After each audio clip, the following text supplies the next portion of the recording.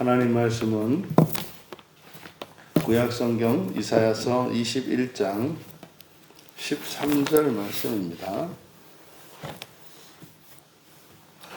우리 같이 한 목소리로 함께 읽겠습니다. 아라비아에 관한 경고라. 드단 대상들이여 너희가 아라비아 수풀에서 유숙하리라. 아멘. 함의 자손 드단에 대한 계시라는 제목으로 말씀의 은혜를 나누고자 합니다.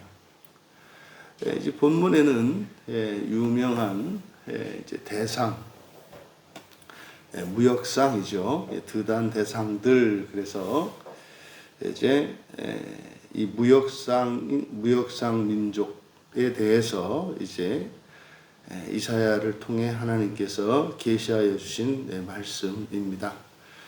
드단 사람들은 아주 국제적인 무역상으로서 사실상 그 험지를 개척하여서 무역을 한다는 것 자체가 어느 날 갑자기 일단의 무리들이 끼어들어서 그들의 사업을 뺏어갈 수 있는 그런 일이 아닙니다. 거의 독점적인 일이고 아주 오랜 기간에 걸쳐서 개척된 이런 무역로와 또 이제 그런 상인들을 이제 신용을 기반으로 이제 깔아 놓았기 때문에 그들의 이런 무역 사업은 든든한 것이었습니다.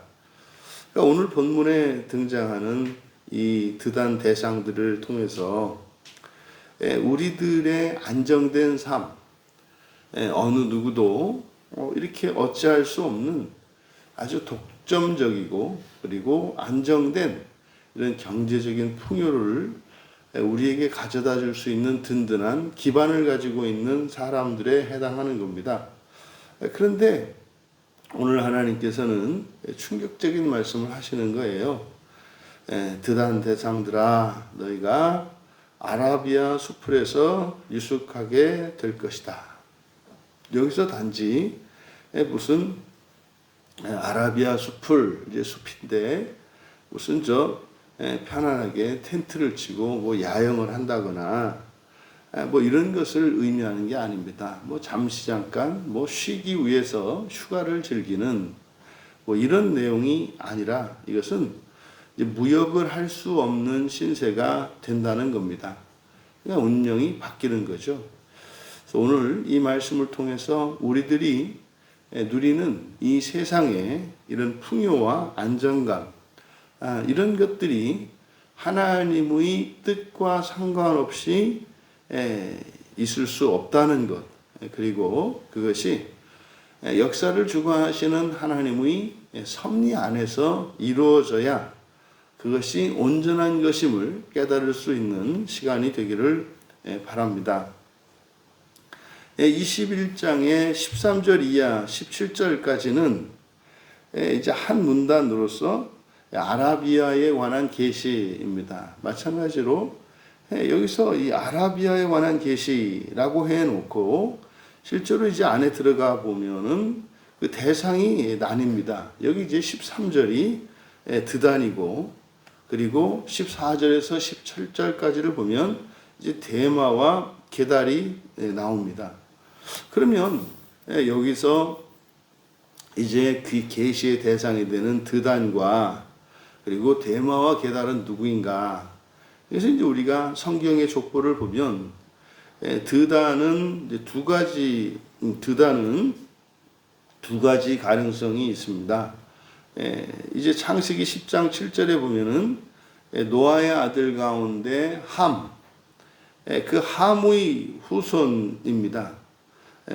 그리고 또 하나의 가능성은 이들이 이제 아니죠. 제가 착각을 했습니다. 그래서 그리고 뒤에 나오는 데마와 게달은 이제 아브라함의 아들 이스마엘의 후손입니다. 그러니까 지금 여기에서 내려진 그 계시는 아라비아라고 하는 지역에 대해서 계시가 내려졌는데 그 지역 안에 속해 있는 이 대상은 이제 성경에서 족보를 중요시 여기는데 그 족보에 따르면 전혀 다른 족보에 속한 바로 함의 자손과 이스마엘 후손, 이스마엘 자손에 대한 이들이 이제 이 아라비아 땅에 거하고 있습니다. 여기를 통해서 우리가 알 수 있는 게 뭐냐면 하나님의 계시는 사람과 민족에게만 내려지는 것이 아니라 지역에도 내려진다는 것입니다. 그러니까 그 지역에 속한 다른 두 민족에 대해서 하나님의 계시가 임했다는 거죠. 그러면 여기서 이제 우리가 알 수 있는 것이 하나님의 이런 심판 그리고 하나님의 역사라고 하는 것은 이거 단지 혈통에 국한되는 것이 아니라 이것은 그 지역과 문화를 또한 대상으로 하기도 한다는 것을 알게 됩니다. 이것이 이제 우리가 가지고 있는 국가 개념이죠. 이제 우리야 일반적으로 단일민족으로 이루어진 국가로 우리는 이제 인정을 합니다. 일반적으로. 근데 뭐 대표적으로 다민족이 모여서 한 나라를 이루는 뭐 대부분 큰 나라들이 그렇죠. 뭐 중국도 마찬가지고 미국이나 영국이나 뭐 외국에 있는 나라들이 거의 여러 민족들이 굉장히 다양하게 섞여 있어서 이제 한 나라를 이루죠. 그래서 혈통을 따른 하나님의 섭리가 있고 또 하나님의 계시 그리고 또 그 지역에 따른 하나님의 이런 섭리가 있다고 하는 사실입니다. 그래서 이 두 가지가 역사 속에서 만나서 하나님의 섭리가 이루어지는 거예요. 뭐 우리나라도 마찬가지죠. 우리는 대한민국이라고 하는 곳에서 살고 있습니다. 그런데 대한민국에 살고 있는 많은 이제 그 가문들이 있지 않습니까? 성씨가 있고 다 다르지 않아요? 그래서 여러분 각 가정과 그 가문의 수많은 사연들이 있죠. 하나님의 섭리와 관련해서. 그러면 각 가족이 가지고 있는 원죄와 또 그 원죄로 인한 저주 이런 것이 다 있습니다. 그런데 그게 또 이 나라라고 하는 우리가 공통으로 묶이는 이 나라에 대한 하나님의 계시와 함께 이게 어우러진다는 거죠. 이제 교회도 마찬가지입니다. 우리들 개인과 가정에 대한 하나님의 계시가 있어요. 거기에는 복에 대한 약속도 있고 저주에 대한 약속도 있고 다 있단 말이에요. 그런데 이것이 또 우리 광야 교회라고 하는 이 공동체에 대한 하나님의 계시가 있단 말이에요. 그래서 우리가 종말의 첫째 부활을 생각할 때 이것이 개인적이기도 하고 공동체적이기도 하다라고 하는 이런 말씀을 드리지 않습니까? 그래서 지금 여기서 주어지고 있는 함의 자손인 드단, 이 드단에 대한 이 계시를 통해서 우리들 자신과 우리들이 속해 있는 그 공동체가 우리들의 삶과 무관하지 않다고 하는 사실. 그래서 사실 우리들 혈통을 따른 개인과 그리고 국가 또는 교회 또는 지역이라고 하는 이 상호 관계 속에서 하나님의 섭리를 이해하고 또 그래서 우리에게 일어나는 변화가 또한 그 지역과 공동체에 영향을 서로 주고받으며 하나님의 구원이 이루어져 가는 것임을 우리가 깨달을 수 있습니다. 그러니까 지금 우리들이 살고 있는 나라, 교회, 그리고 일터 또는 지역이라고 하는 이런 것들과 또 거기에 속해 있는 한 사람 한 사람이 속한 그 가문, 그것이 한데 어우러져서 하나님의 구원의 섭리가 이루어져 가고 있다는 사실을 우리가 기억해야 합니다. 이제 그 13절을 보시면 아라비아에 관한 경고라 하면서 이제 드단 대상들아 너희가 아라비아 수풀에서 유숙하리라. 여기서 바로 이렇게 국제 무역을 주도하던 이 거상들, 이들이 그 아라비아의 무역로의 패권을 쥐고 있었던 사람들인데 왜 이들이 수풀에서 유숙하게 될 것이라고 하는가? 그러면 이 수풀로 번역된 이 야르, 이것은 이사야서에서 이것이 의미하는 바는 이사야서 32장 15절에 보면은 이렇게 광야가 변하여 되는 축복의 장소입니다. 이게 광야는 이제 나무가 없는 것이잖아요. 그러면 광야에 하나님께서 복을 주셔서 물길을 내어 주시고 또 그 물길을 통해서 이렇게 식물과 그리고 동물들이 자라게 함으로써 사람들이 사는 큰 도시, 번성한 도시를 이루게 됩니다. 그러면 더 나아가서 이제 거기가 마지막 최종적으로 그 땅의 축복이 임한 땅의 상징이 이제 숲이 되는 거예요. 그래서 이들이 숲에서 거한다라고 하는 것은 어떤 의미에서는 풍요를 누리는 것일 수 있어요. 그런데 또 32장 19절에서는 그게 또한 심판과 저주의 대상이 되기도 합니다. 그러니까 그렇게 축복을 받아서 변한 그 광야가 변한 숲이 하나님의 저주가 임하면 다시 거기가 이제 광야로 바뀌게 된다는 것을 알게 됩니다. 그래서 숲 자체는 이사야서에서 나오는 이사야가 사용하는 이 숲의 이미지는 풍요의 상징입니다. 근데 문제는 이게 드단 대상들이 거기에 거한다는 거예요. 그러면 드단 대상들에게는 다시 말해서 굉장한 이들의 어떤 그 사업장을 버리고 그리고 그냥 뭐 풍요의 상징이 되는 숲에 거하게 되었다고 하는 이것이 드단 대상들에게는 이것이 축복이 아니라 오히려 저주가 되는 겁니다.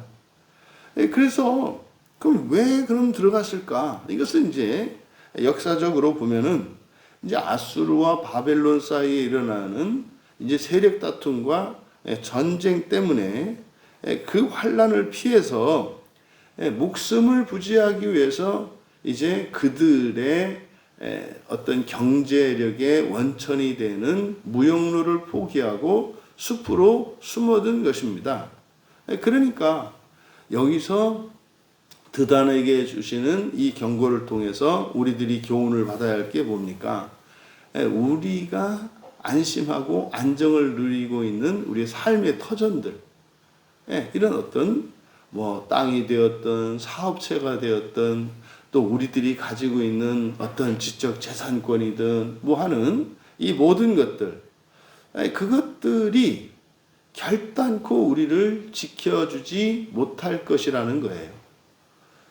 그러니까 여러분들에게 아무리 많은 돈과 또 그렇게 경제적인 풍요를 보장할 만한 어떤 수단들이나 터전들, 그것은 결코 우리를 끝까지 지켜줄 수 있는 것은 아니다라고 하는 것을 가르쳐 줍니다. 근데 이 예언에는 놀라운 하나님의 섭리가 숨겨져 있습니다. 드단이 이제 함의 자손이라고 이제 말씀을 드렸는데, 바로 이 함은 노아의 세 아들 중 하나이지 않습니까? 그래서 창세기 9장 25절을 여러분들이 이제 정확하게 절수를 모른다 하더라도 이 홍수 이후에 일어난 그 사건을 여러분들이 잘 알고 계실 겁니다. 그때 함이 범한 이 범죄로 인하여서 그의 아들 가운데, 그의 자손 가운데 이제 가나안이 저주를 받습니다. 그러니까 이것은 이제 뭐 가나안이라고 하는 이 이름을 정확히 이야기한 게 아니라 이제 모세가 후술을 해서 역사를 기록했기 때문에 그래서 이 가나안 족속이 이렇게 해서 이렇게 된 거였구나. 이게 이제 해석을 하는 거죠. 그래서 함의 자손이 저주를 받아요. 그래서 그 저주의 내용이 뭐냐면 형제의 종들의 종이 되기를 원하노라 그래요. 형제의 종들의 종. 그러니까 종 중에서도 가장 비천한 비천한 운명이죠. 그것이 이제 함의 자손들에게 운명 지어진 겁니다. 그래서 여러분, 운명이라는 게 있어요. 운명은 뭡니까? 하나님께서 복을 약속하셨으면 그 복을 받아야 할 운명이에요. 그런데 하나님이 저주를 내리셨으면 저주를 받아야 하는 운명이에요. 그런데 이게 운명론과 다른 것은 뭡니까? 바꿀 수 있기 때문이죠.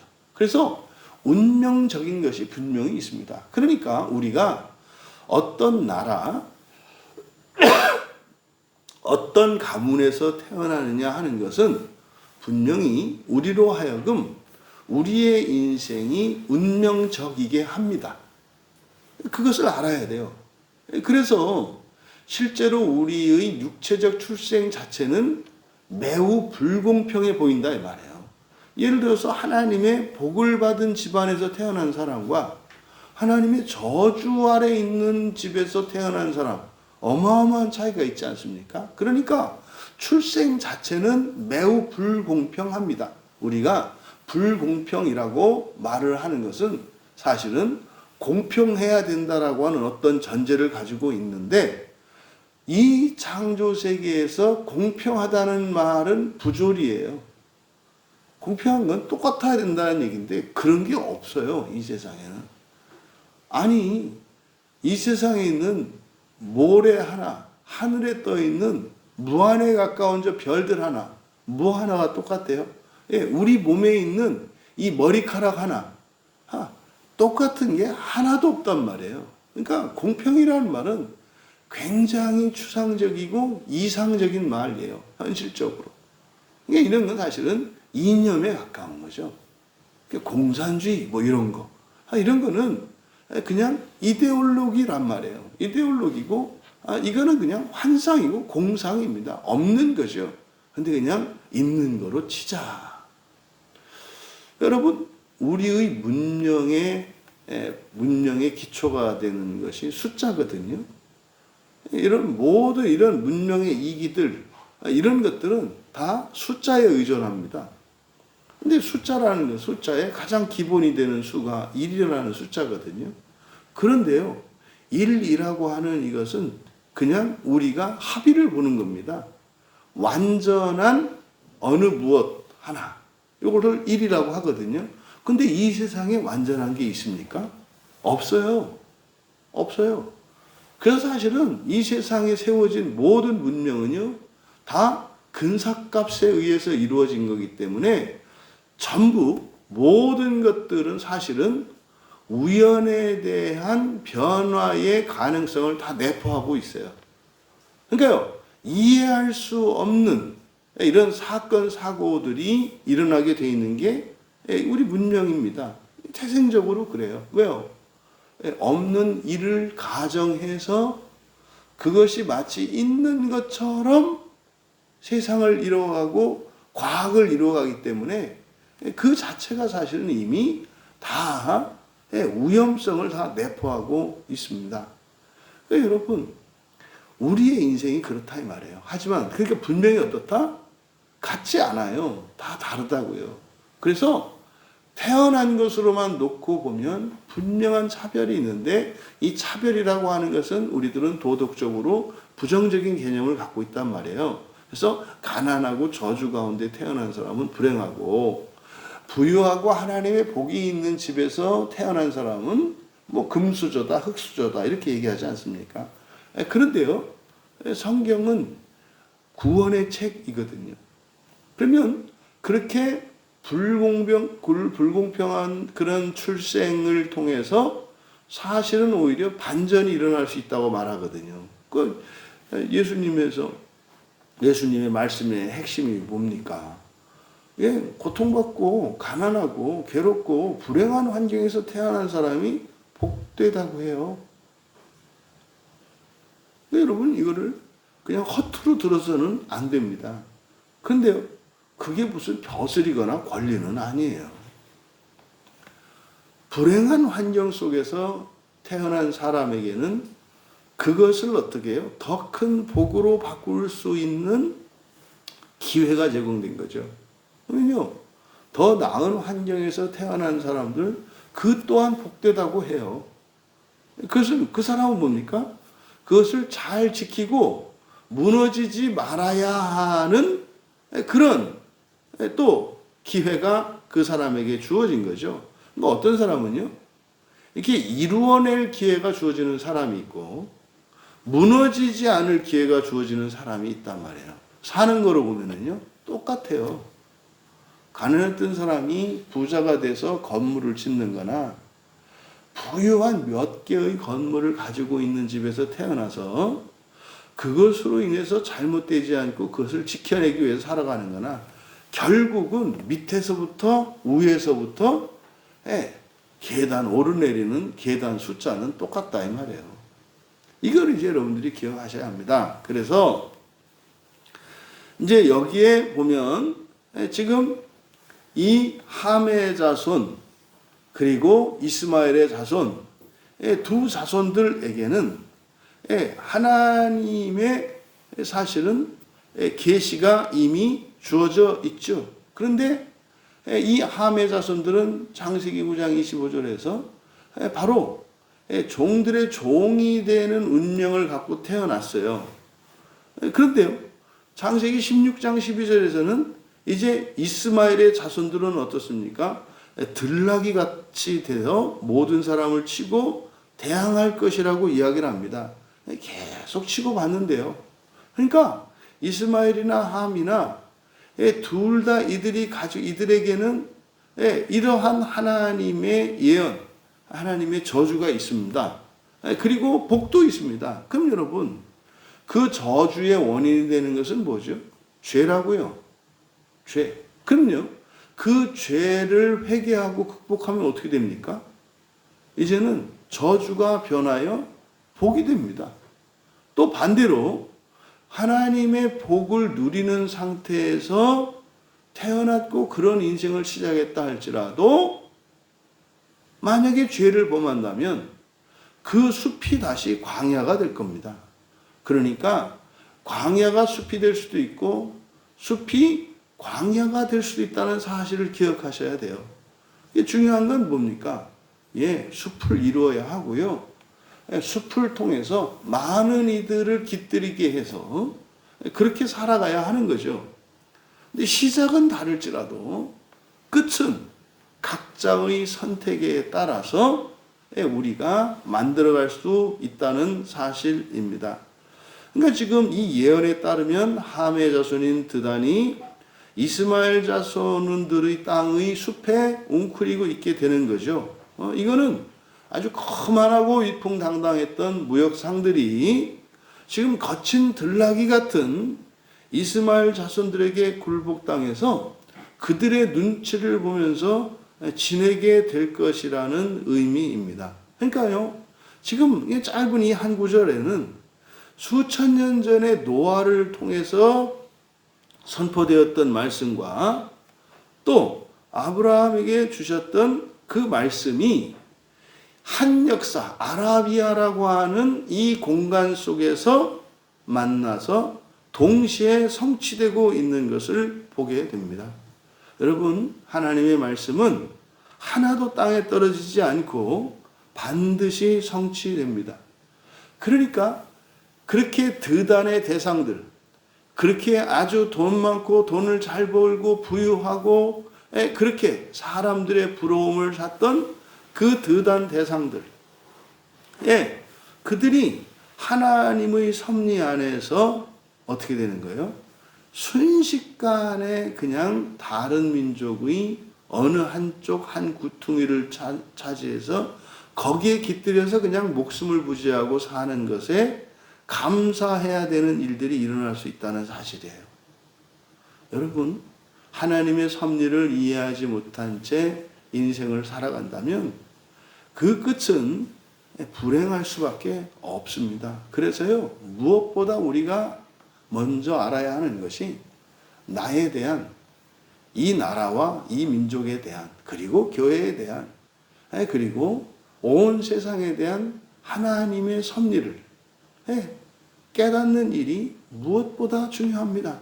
그래서 세상 사람들이 생각하는 그런 탄탄대로가 아니라 하나님께서 우리에게 계시해 주신 그런 거룩하고 복된 인생길을 살아갈 수 있는 우리 모두가 되기를 바랍니다.